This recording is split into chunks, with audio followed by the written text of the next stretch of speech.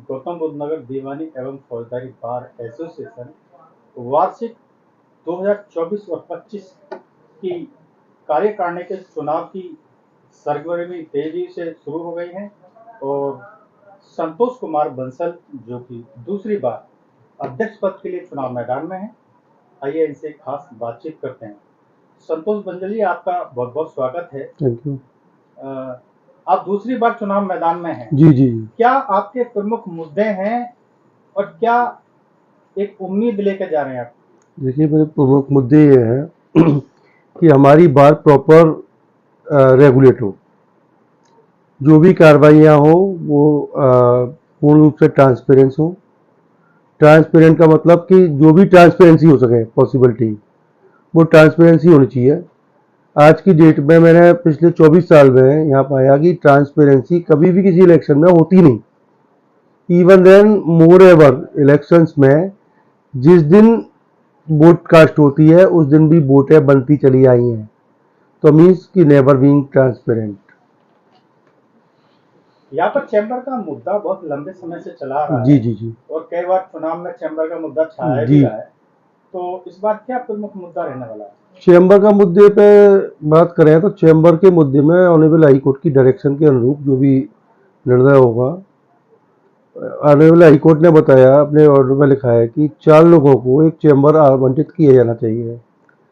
जो भी high court की अदर गाइडलाइन है उन्हें डिक्लाइन करते हुए जल्दीबाजी में आके श्री उमेश भाटी जी जो उन्होंने चैम्बर आवंटन की प्रक्रिया आगे बढ़ाई और चैम्बर जो भी अलॉट कर दिए, जो माननीय जिला जज ने उनकी जो लिस्ट थी वो कैंसिल कर दी। चैम्बर के अलावा और साफ सफाई का और सुरक्षा का भी मुद्दा है काफी। साफ सफाई तो यहाँ पे आप देखें जगह जगह गंदगी व्याप्त है। साफ सफाई में बार फंड से पैसे भी जाते हैं बट कोई सफाई नहीं होती। करप्शन के मुद्दे को किस नजरिए से देखते हैं? करप्शन इंडिया के डीएनए में है, इस मामले में कोई कमेंट नहीं करूंगा। करप्शन जहाँ तक बोल रहे हैं, करप्शन जस्ट है कि दीमक। करप्शन नहीं होना चाहिए, किसी भी एंगल पर नहीं होना चाहिए, मैं उसका सख्त विरोधी हूँ। कई बार जैसे एसोसिएशन लगातार फंड भी अपने तरीके से जनरेट करती है, इसमें आपकी क्या नीति रही? कई बार अधिवक्ताओं को दिक्कत हो जाती है, तो अधिवक्ताओं की मदद के लिए, सहायता के लिए क्या कुछ कार्य योजना रहेगी? अधिवक्ता की सहायता के लिए बहुत बेटर है कि प्रायोरिटी के आधार पर जो भी एडवोकेट, सपोज करो कि मैं बेसिकली जिला अलीगढ़ से बिलोंग करता हूँ।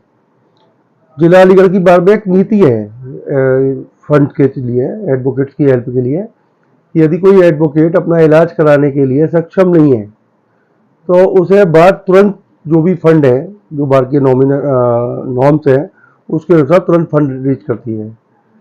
किसी असमय किसी अधिवक्ता के साथ कोई दुर्घटना हो जाती है, उसकी मृत्यु हो जाती है सम्मानित अधिवक्ता की, तो उसे तो तुरंत बार फंड उसके जो भी लीगल रिप्रेजेंटेटिव है एक फंड देती है, आर्थिक सहायता देती है। वो चीज़ें होनी चाहिए। बट हमारे जनपद गौतम बुद्ध नगर में मैंने पाया कि पिछले 24 साल में तो मैंने कम से कम पाया कि भाई अगर कोई ग्रेजुअलिटी हो जाती है तो बार की तरफ से कोई हेल्प मेरे ख्याल में नहीं दी जाती, और जो हेल्प मिलती है सर्टेन पर्टिकुलर पर्सन द्वारा सर्टेन लोगों से कलेक्शन करके वो उसे दी जाती है, जो कि एक परंपरा बहुत गलत है। मतलब अल्टीमेटली हम कहें कि बार फंड हमारा किस लिए है? बार फंड आप यदि आपने जनरेट किया है वो अकाउंट में एफडी बनाने के लिए तो नहीं है, वो अधिवक्ता हित के लिए। उसका उपयोग अधिवक्ता हित में होना चाहिए। अधिवक्ता हित में ना करके केवल आप पर्टिकुलर पर्सन की डेथ होने पर उसके नियर बाई जो भी लोग होते हैं डोर टू डोर कलेक्शन करके कलेक्शन उसको हेल्प करते हैं। तो कलेक्शन करने की नीति जो है कि डोर टू डोर जाके कलेक्शन कर लिया, अब कोई अधिवक्ता या उसके एसोसिएट, उसके साथी इस काबिल नहीं है कि वो उसके बात पर कोई विश्वास करे, तो वहाँ कलेक्शन बहुत न्यून होता है। जो डोमिनेंट है उनके लिए कलेक्शन बहुत ज़्यादा हो जाता है, तो विषमता बहुत ज़्यादा है। इसके अलावा और भी काफी मुद्दे रहे, जैसे कि जिला मुख्यालय ये सूरजपुर है, जिला जी न्यायालय जी है, जी और जिले के जो विभिन्न कस्बे हैं जैसे कि जारचा है, बिलासपुर है, जहांगीरपुर है, वहाँ से सीधी बस की कोई सुविधा नहीं है। दूसरा ये कि जो यहाँ पर फुट ओवर ब्रिज है ये बहुत बड़ी समस्या है, यानी पार करने के लिए बड़ी दिक्कत रहती है और हर बार ये समस्या रहती है। एफओबी बनना चाहिए। एफओबी के लिए अथॉरिटी की लाइबिलिटी है, अथॉरिटी है, एफओबी बनाना चाहिए। अथॉरिटी को जो भी जन सुविधाओं का काम है वो तो अथॉरिटी की है, अथॉरिटी की ओर से किया जाता है। तो अथॉरिटी में कम से कम अप्रोच की जानी चाहिए कि एफओबी बनाए, जो कि आज तक मेरे ख्याल में अप्रोच अप्रोप्रिएट अप्रोच नहीं की। चुनाव में यदि विजय होती तो क्या आपकी पहली प्राथमिकता होगी? देखिए, सबसे पहली प्राथमिकता होगी कि जो भी काम हो ट्रांसपेरेंसी के साथ हो, बिल्कुल नीट एंड क्लीन कार्य कर लें। अंत में अधिवक्ता साथियों से क्या अपील करना चाहेंगे आप हमारे चैनल के माध्यम से? अधिवक्ता साथियों से अपील करना चाहूंगा कि भाई जो भी बेस्ट हो, जो मेरे पार्ट पे बेस्ट होगा, जो भी अधिवक्ता कल्याण में होगा वो करूंगा। उसके अलावा ना किसी के प्रेशर में आऊंगा, ना किसी की फेवर करूंगा, और जो भी अधिवक्ता कल्याण में हित में होगा वो काम किए जाएंगे।